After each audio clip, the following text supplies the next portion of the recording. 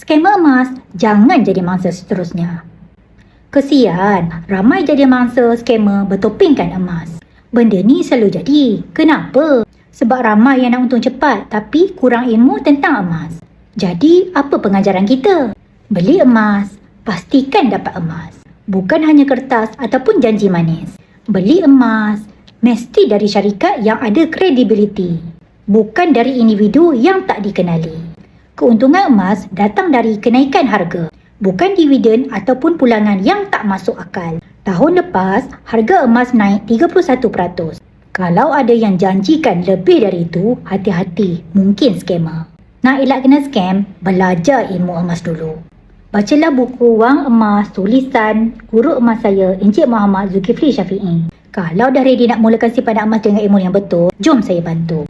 Klik link di profil, hubungi saya sekarang, saya akan bantu tuan-puan sampai jadi kaya dengan emas.